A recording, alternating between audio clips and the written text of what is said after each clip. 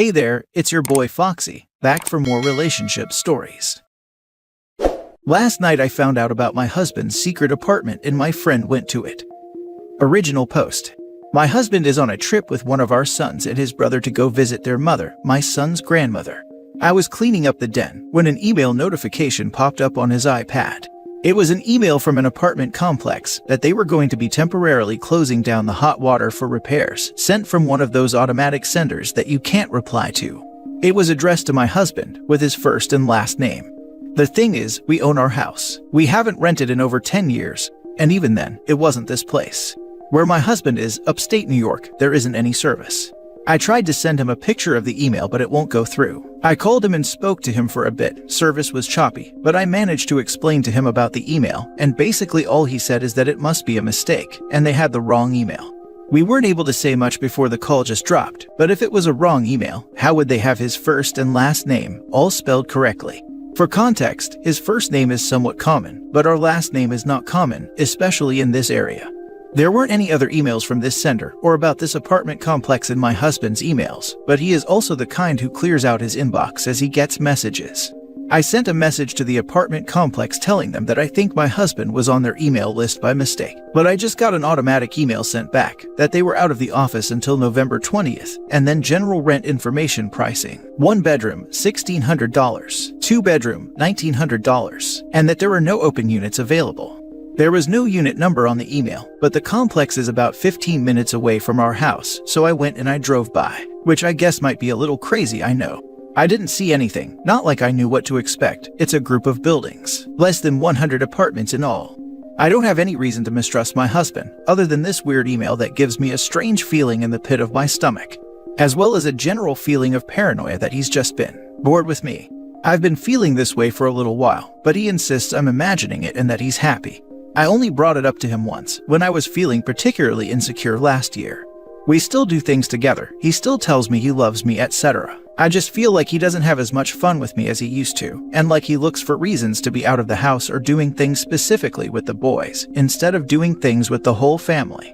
It's not like it's something that bothers me every day, just something that I think about when I'm feeling insecure or paranoid, like in a situation like this where he gets an email from random apartment complex's law. Anyway, I don't know exactly what advice I'm looking for. I know the advice I would have for one of my friends would be to just talk to him, but I really can't do that until he comes home on Saturday, which is a really long time for me to sit with my intrusive thoughts. Now for the top advice before reading the update. Take the iPad to the apartment complex and see if it automatically connects to Wi-Fi. Then have your friend go knock on the door and ask for your husband, see who answers. You could Google his name and address. It's possible the address can show up and could show you who else is living there and possibly having mail sent. Also, with the email, perhaps check the archived. Also on the iPad, if you go to Privacy, Location Services, System Services, Significant Locations, all locations visited on devices connected to the same iCloud account will show up there, and you can see if this is a location that gets frequented. I was initially going to say it could be spam. I get those all the time and they sometimes include my first and last name. But the fact that the apartment exists and is only 15 minutes away makes it more real in my opinion. Has he ever gone for short or long periods of time? He does go on work trips occasionally, and he works long hours sometimes, but nothing that raised any red flags. Check his credit card or debit records from the dates of those work trips. Your friend got the apartment number. Go knock on the door. You know the only reason to have a secret apartment is a secret partner. Not the only reason. I had a friend who was preparing to tell his wife he wanted a divorce, but before he did, made sure he had an apartment to move into after the separation. The husband could be preparing to leave the marriage in secret and is just anticipating not having somewhere to live once she is served. That is true, though the problem remains that she's about to be blindsided with the end of, or a big blow to, her marriage. Now for the first update. I'm currently writing this on the ride upstate. Yesterday I posted about an email I had gotten on my husband's email from an apartment complex talking about fixing the water. My husband, who is upstate visiting his mother until Saturday, has next to no cell service, so I haven't been able to talk to him about any of this, other than saying that the email must have been a mix-up. My friend called and got his apartment number from the maintenance man. Both of us went over to the apartment and my friend knocked. A girl answered but didn't answer the door, just the bell camera. My friend said she was there looking for Adam. The girl said that Adam wasn't there, but wouldn't give her more information than that, which I get. My friend was just a total stranger at her door. When we left, I could see her looking out the apartment window at us. I tried to call my husband 1,000 times yesterday, and nothing went through. The few times the call did pick up, the service was so bad you could barely hear anything, so I'm headed upstate to confront him in person.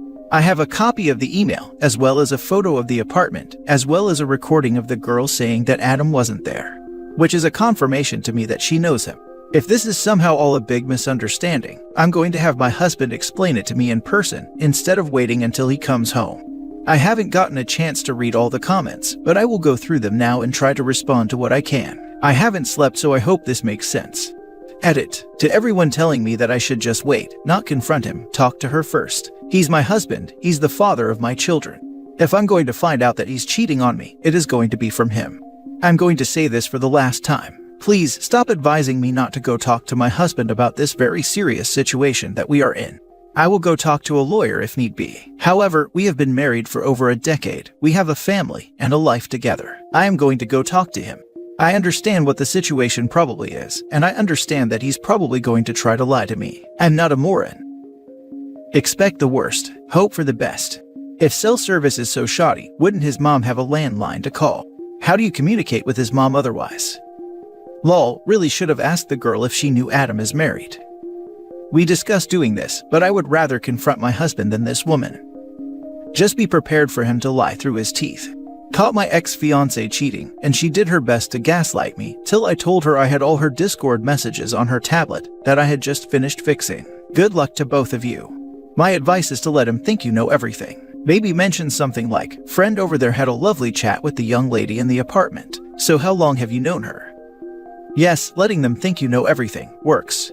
Years ago I was cheated on by my son's father. We were supposed to go out that day, but I had to cancel. But I called him anyway when I was free to talk, and heard another girl in the background, whose voice I recognized as a mutual acquaintance. She messaged me later out of the blue, saying only nothing happened, so naturally I knew something had happened. I told her I already knew everything, and she immediately gushed out an apology and spilled every last bean. Threw him under the bus entirely, said he pressured her, and frankly, I believe her. When I told him I knew everything, he also ratted on himself with information he didn't know I didn't have. To add insult to injury, he had just borrowed money from me. It was to buy a new vibrator for her. Tell them you know, and they will tell on themselves.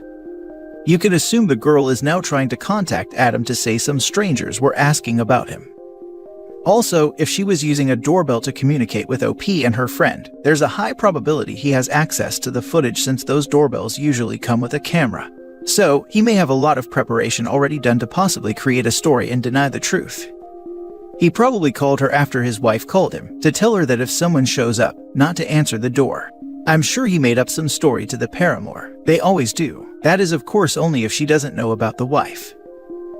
Now for the last update. I'm writing this from a hotel room. I went to confront my husband. He knew the minute my car pulled up what was going on. He came outside to meet me, and the first thing he said was, "Did you go to the apartment?" And I told him yeah. So then he said, "So I guess we have to have a talk," and again I said yeah. I'm not going to get into the exact details of it. It was a long talk, and it involved a lot of emotions. She is his girlfriend. They've been together for 4 months. She is under the impression that we are separated and going through the divorce process. His family wasn't aware of this, and his brother and mother, who were there, were horrified. I'm sorry I don't have more to say. I've already contacted a divorce lawyer, a therapist, and a financial advisor. Thanks to everyone for your support. 4 months and he's already paying for an apartment. Sounds fishy, or he already had the apartment for his past girlfriends.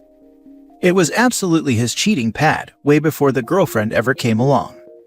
In sugar dating, it's pretty common for the allowance and help with rent or bills etc. to start pretty early, sometimes after the second date. If he was her sugar daddy, then OP might have a financial claim to the marital assets he spent supporting the girlfriend. My ex-husband's homewrecker lost interest in him a few months after our divorce. Openly dating him wasn't fun anymore, plus she was juggling a few other guys too, and being full-time with my ex just wasn't working out for her. Long story short, she dumped him. I moved on to date the absolute hottest guys and never looked back.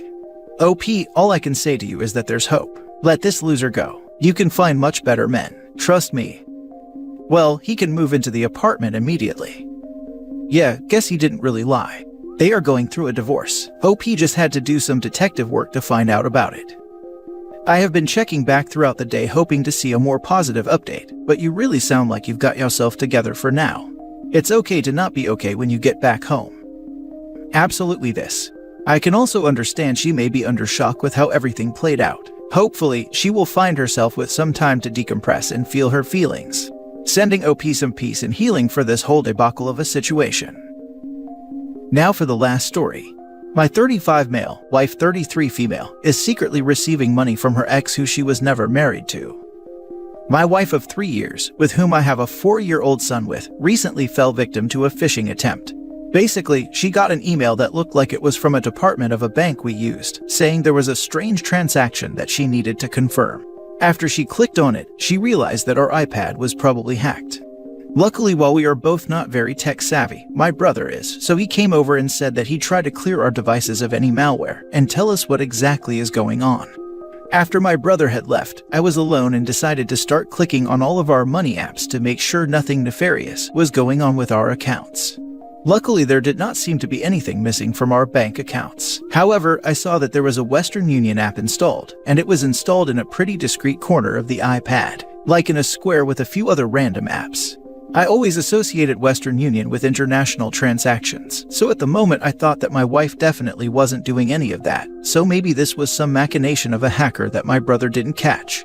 I clicked on the app, and everything was logged out. However, when I tried to type in both of our email addresses, the device keychain recognized my wife's email, and I got even more suspicious. I knew that most of her passwords were the same, so I got it right on the second try and I logged in. I was mind-boggled to see the transaction history that included several $1,000s, all of which happened before this whole hacking debacle. It showed that she was getting $2,000 at the beginning and the middle of the month, all from the same sender.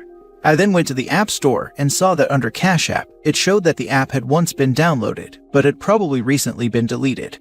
I re-downloaded it and logged in, and saw very clearly that the person sending money to my wife was her ex-boyfriend, and she had sent back notes saying thank you and then his nickname. They dated from when she was 24 to when she was 28. He is 49 years old, and they broke up because he got divorced young and did not want to marry again, and she realized he wasn't changing his mind. They never had any kids or properties together, nor was he cheating on somebody with her or keeping their relationship a secret, so it is honestly beyond me why he would need to have any more contact with her, especially now that he lives in Europe half of the time. I confronted my wife on this, and I told her that I thought that he was out of her life entirely, yet here she was sending messages to him with stars in her eyes, basically massaging his ego. I did not know what was going on. My wife said that she's sorry, and she didn't mean to, but they just kept in contact and became friendly exes. She said you know his type, he can be very charming when he wants to be, and sometimes he says something funny, or is depressed because of his line of business and wants to vent to somebody. She got upset when I told her I didn't accept that answer, because no joke is worth that much money, especially when it's being paid consistently every month. She finally admitted that she had told him that the business I was starting was losing money, and that I was only bringing home $45,000 a year after paying my employees, and that he told her the industry I was in, wholesale goods, was a tough one and too saturated with competition for me to turn a profit for a couple of years, or have any reasonable hope of succeeding. I had started this business 2 years ago after I lost my job, and my wife's graphic design business was also dead in the water. She said she had started venting to him about how we're falling behind on our bills, and he decided to help her out. She even said that he would tell me the same if I asked him. That later turned out to be a lie, and it was soon clear that her ex in no way wanted to contact me in any shape or fashion. This all happened a week ago, and I told her that I would give up my business and try to get another job, starting at the bottom if I had to, for the consistent income. But I did not want her accepting any more money from this guy and trying to pass off part of it as money from her business, which doesn't even have a functioning website anymore, and then her keeping the rest of it Lord knows where. But the more that I am left alone to think, the more that I cannot imagine sleeping in the same bed with my wife anymore. I do not know if I can ever trust her again, because she will not say anything except that she did not sleep with him, and that an ex would just give her money just to be his friend. In addition, I am getting the most dread-filled thoughts about the possibility that my son is not mine. That could explain everything very easily. And while I don't make the money her ex makes, we do have the same hair and eye color. What do I do? My wife keeps pleading with me that she'll stop accepting money and that I needed to trust her again, but I know she will flip out at the thought of a paternity test. I am living in misery. I thought I had a loving marriage to an honest woman. Even though we argued about the fact that she wanted our lifestyle to stay the same while I was building up my business, I thought we were communicating with each other. I also thought that the money she put in our accounts were from her graphic design business finally getting clients, but that was wrong as well. Now for the advice. My first thought was secret child support, after only reading the 4-year-old son married 3 years, and the post title. She either lied to him and said it's his kid, and he doesn't want to be a parent so he agreed to this arrangement, or she's lying to you and saying it's her kid. To me, it's the only logical explanation. To add to the 4-year-old son, married 3 years, OP mentions his wife was 28 when her and the ex broke up. Wife is 33, meaning she was 29, and 1 year out of her old relationship when she had the child. I mean, get a paternity test done. She has shown she is untrustworthy. I agree, and he should get it done sooner rather than later. OP should also make up some other reason for the mouth swab, since I feel like 4 is old enough to remember it, if he tells the child what the mouth swab is for, which could really affect the child in the future. I say this from experience, though I was quite a bit older. Her reasons for him sending money are absolute BS. Who in their right mind would do that? So, are you thinking this money may be covert child support? I think this is the only reasonable expectation. It sure beats platonic virtual friendship and nostalgia. I have already contacted a place that does paternity tests.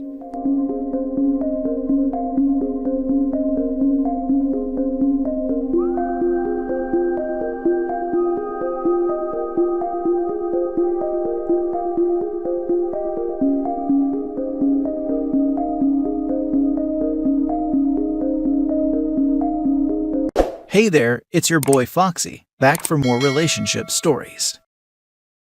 Update: am I wrong for not accepting my sister's relationship with my ex, despite her having cancer as a teenager? Original post: my 25 female father married my stepsister's 23 female mother when I was 4 and she was 3. We've lived together most of our lives and are a family. She and I were extremely close. She developed cancer when she was 14 and was sick for about 2 years. She's since made a full recovery. During that time, my parents became understandably overprotective. They also asked a lot of me. I quit my extracurriculars so I could get a job, and the money went towards her medical bills, also so I could drive her to appointments. I didn't go to dances, and any fun activities I did needed to include her. I did almost all of this willingly, the exception being having to quit my high school volleyball team. I did throw a bit of a tantrum about that, but was swiftly punished. And I think having one emotional breakdown was pretty chill given the circumstances. Anyhow, I go to college and meet my ex, we'll call him Ben, when I was a junior. We fall in love blah blah blah. He and I move in together when we graduate, so we've been living together for about 3 years. We were serious, until July when I walked into my bedroom and saw him banging my sister. I broke it off, tears were shed, he moved out, etc. My sister apologized at first, but then backed off. I thought she was giving me space, but last week she called and asked if we could meet up. She told me that she and Ben were in love and were just telling me as a courtesy before they started posting photos online. Distraught, I left her in the restaurant by herself and did not pay my portion of the bill. She later Venmo'd me asking for the money. She told my parents, who then called me to their house, telling me how disappointed in me they are for not supporting my sister's relationship with Ben. They brought up the fact that because she had cancer as a teenager, she never learned proper social etiquette and has a hard time meeting people.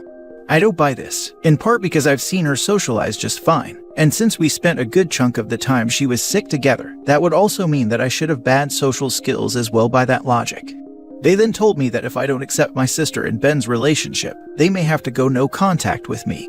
I reminded them that I'm also their daughter, and they should understand my point of view, but they are adamant that this is about me being jealous of her.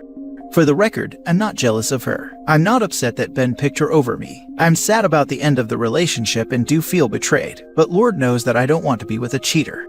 What I'm upset about is the fact that my sister chose Ben over me. That she slept with Ben knowing he and I were in a long-term committed relationship, and continues to be with him knowing how much it hurts me. Now no one in my immediate family is talking to me, and I'm getting messages from aunts and uncles and cousins telling me that I'm the idiot and a selfish witch. Now for the top comments before reading the updates. Not the idiot. Your parents are enablers. Cancer as a teen did not shrink wrap her and isolate her from the entirety of human mores and values forever and ever. Amen. From what you describe, it sounds disturbingly like you have been deemed the cannon fodder of the family. Take some time for yourself and put them on the back burner. Is it just cancer, or any potentially life-threatening disease that gives an exemption? I really need to know because I might have behaved unnecessarily for many years. Not the idiot. I could have died when I was 8 and spent a week in a hospital on IV antibiotics. I'm not dead because my mom mentioned that I had chills with my fever, which are apparently normal for adults but only occur with children if they are in pretty bad shape. I had a fever of over 104 by the time they got me to the hospital. While I certainly wouldn't compare that to having cancer, I was sick for a whole week. I think I was out longer when I had chickenpox. But yeah, this is baffling. Cancer survivor doesn't equal cannot be held accountable for anything hurtful they do for the rest of their lives, especially when it was almost a third of her life ago, and she's an adult now. I'm guessing this sub is skewed, but a whole lot of people seem to not know that sleeping with partners of siblings and friends is a no-no. Unless you clear it with them first, if, they've been broken up for several years and it was mostly amicable. Not wrong. I had cancer as a teenager. I've managed to not sleep with either of my siblings' partners, weirdly enough. Maybe you were on a different treatment plan. God, you're right, it'll be the socialized healthcare stopping me from living this timeline. I really am very sorry that your entire family are terrible. You are handling this with the grace that few could manage. Oh, don't you worry, I'm totally falling apart right now. I just have a dark sense of humor and no choice but to keep going with my life. Edit. I've been given a lot of food for thought. To be honest, while I've had moments where I've been resentful or upset about my teenage years, I've always thought that I did the right thing for my sister and for my family. And that time wasn't all miserable. I was very close to my sister, and we made things as fun as we could. But I didn't think of it as an abdication of my parents' responsibilities, or that they were doing wrong by me, which many of you pointed out. I definitely have a lot to think about. Thank you again for making me feel less crazy about all of this. Mini update. Sometimes you can only laugh. Just got off of the phone with my cousin who saw this post and said he could explain a few things. I asked him why he was on Reddit instead of school. He asked me why I was on Reddit instead of work, and I said touche. He told me that after my conversation with my mom, she went to his house and talked to my aunt. And here's the deal. Turns out my sister is not only in a relationship with Ben, but 4 months pregnant, which means she and Ben were banging for longer than I had even guessed. Apparently, my parents are so adamant that I forgive her because I'm already ruining their experience of their first grandchild. That's right, I'm less important than my stepmom posting ultrasounds to Facebook. This is where we're at. Anyhow, I called out of work sick the rest of the day, and I'm going to drink a lot of alcohol, and then start thinking about what the heck I'm going to do. Now for the first update. I was asked for an update and thus, here I am. 2 things to clarify before I update. 1. I didn't have a horrible childhood. The favoritism started when my sister was diagnosed. I moved out soon after and have been pretty independent since then. Not saying that how my parents treated me during those years were a-okay, but I wasn't Cinderella. 2. I did not drink myself into oblivion. I had 2 white wine spritzers, but I appreciate the concern from folks. Anyhow, the update. I got in touch with my sister and asked her to meet up again at a park, no bill involved. I asked her if she was pregnant, and she told me the truth. She said she wanted us to still be in each other's lives, and that she wanted me to be in her babies. A Redditor mentioned that she may ask me to be the godmother, and that person was correct. But as many of you pointed out, if I didn't cut her off, I'd just become her bank and daycare employee.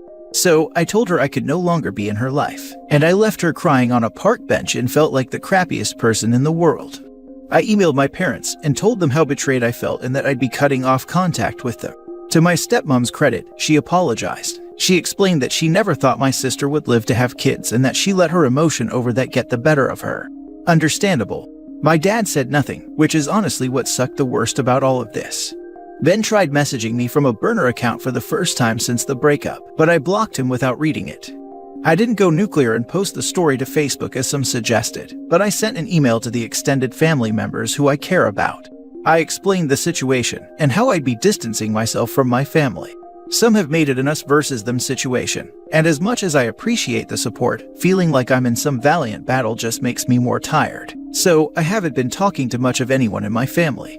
I feel lonely and crappy, but I think I made the right decision. Anyhow, not the most exciting update in the world, but hopefully everyone knows that I'm not dead. I do really appreciate the support I've gotten. It made me smile during a really horrible time. And hey, if anyone in the greater Boston area wants an extra guest at Thanksgiving, let me know. And I left her crying on a park bench and felt like the crappiest person in the world. You aren't. You made the right decision. Sometimes people aren't good to be in your life, and you have to do things even if they are hard. Keep trying to live your best life.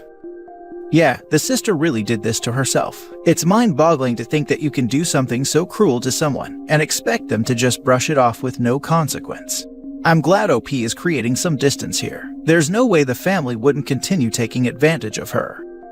I feel so sorry for OP, considering her dad has shown his true favoritism and now basically knows that she has lost her parents' support. I hope she gets through this and finds people that truly support her.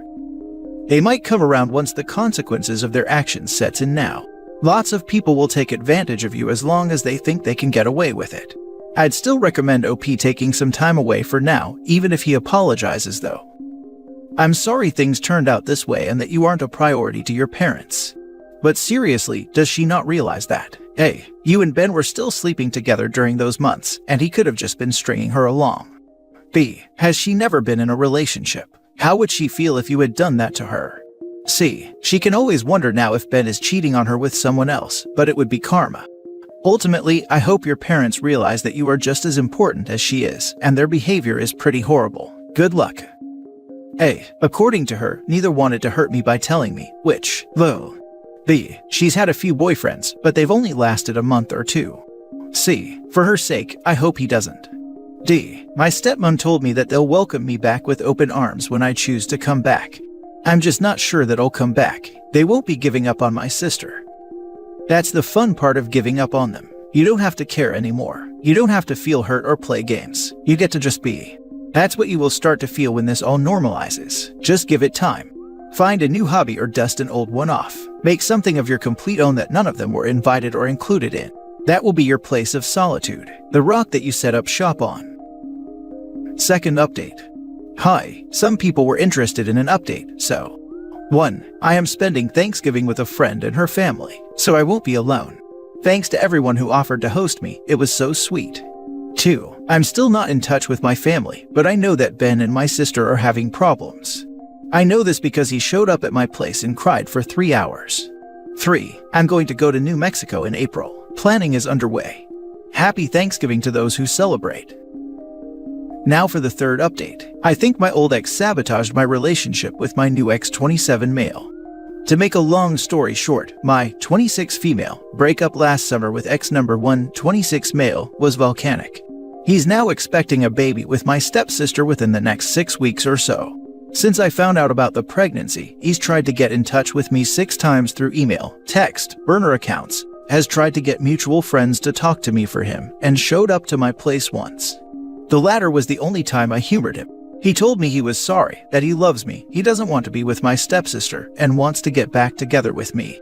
I told him tough luck, he made his bed and now he's got to lay in it, with her. I haven't dated much since July because of my life's implosion. But in November a friend from college messaged me out of the blue. We hadn't talked in a long time. He 27 male, referred to as ex number 2 for the rest of the post, and ex number 1 were good friends, but had a falling out over something fantasy football related the year after we graduated, and I stopped talking to him out of solidarity, or whatever. Anyhow, we go on a date. We click. We go on a few more dates. We become exclusive in early December. I was feeling really hopeful about this until this morning. I was supposed to meet ex number 2 at a New Year's party last night. He got there before I left the house and texted me saying that ex number 1 was at the party and asked whether I still wanted to come. I declined and went to another friend's house and have a pretty good time. I tried calling ex number 2 at midnight but he didn't pick up. I didn't think much about it. Anyhow, I go to bed late, and when I wake up this morning, I have a message from ex number 2 saying we're done. I couldn't even respond because he'd blocked me everywhere. I talked to a friend who was at the party the exes were at last night, and he said the two of them had spent a good chunk of time chatting with each other, but he didn't know what they were talking about. I'm not close with anyone else who was at the party, so I don't really have anyone else to ask. Like okay, it was a 2-month-old relationship. I'm sad but I'm not bereft. But the paranoid part of my mind is really concerned that ex number 1 said something that resulted in ex number 2 becoming ex number 2. Ex number 2 has made it abundantly apparent that he doesn't want to talk to me again, and I don't want to push that boundary. But I'm so confused. I could contact ex number 1, but I get the feeling that will open a floodgate of drama. I could also try talking to other mutual friends to see if they've heard anything, but I also don't really want to spread this as a rumor if it wasn't true. I don't know. I'm at a loss. Any advice here? I'm spiraling thinking that my ex is going to try to ruin every relationship I have for the rest of my life. Deep breaths. Do nothing. You are right, any contact with ex number 1 will bring drama, so sit tight. If your ex number 1 interfered, the very worst thing you can do is overreact right now. Ex number 1 has been desperately trying to get your attention. Don't give in. Don't let ex number 1 know he's got you right where he wants you. Inevitably, you'll learn more about what happened in time. Let it be. As awful as this is, remember that a man who will believe your ex after a few minutes of conversation over spending 2 months with you, without even speaking to you, is not a man to waste many tears over. If what you think happened is what happened, then your ex number 2 is crappy judgment in people and not much spine. Thank you. I needed to hear this. It sucks to do nothing, but it's probably the right course of action. Unfortunately, I'm thinking that ex number 2 isn't the only person with crappy judgment in people, and that I need to figure some things out myself. There are 4 possibilities here. 1. Your exes rekindled their friendship at the party, and out of solidarity, ex number 2 agreed to dump and ghost you. He chose his boy over you.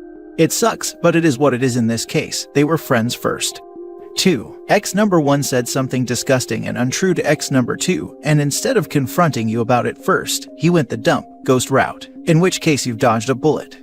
Who would want to be with someone who blindly takes an outsider's word about you? 3. Ex number 2 had some kind of substance or alcohol-induced mental breakdown, and in an out-of-body stupor, did what he did. I think it's pretty self-explanatory why no one would want to be with someone like this. 4. Ex number 1 told ex number 2 about the drama he's caused with you. Maybe cried to him about his love for you. Could have said some deranged stuff. Ex number 2 might have decided the drama and craziness is too much for him and went scorched earth. Sucks, but it has only been 2 months, and if he was really scared off, understandable, because he needs to do what's best for his mental well-being and maybe even safety. In any of these cases, you should leave it. We can speculate all day about what happened, but unless he breaks his silence over it, it's a waste of energy. Better to focus that on self-healing and staying far away from these cruddy people. Or ex number 1 stole ex number 2's phone and typed the message and blocked her. Now ex number 2 thinks she's ghosting him. To be honest, I wish it had been one of these. Turns out, he got wasted, hooked up with someone else, and blocked me so he wouldn't need to have an uncomfortable conversation. He knew that after everything that happened, cheating's a bit of a trigger for me. Ex number 1 is guilty of many things, but innocent here. I was being paranoid. Now for the 4th update. I'm beginning to think that there's something wrong with me. My last 2 partners have cheated on me. The first was a very serious relationship. We lived together, we talked about marriage and buying a house. He even took 2 pictures of us as kids and photoshopped them together to show what our kids might look like one day. The result was terrifying but hilarious, and I had it as the background of my phone for a month. I walked in on him sleeping with my stepsister.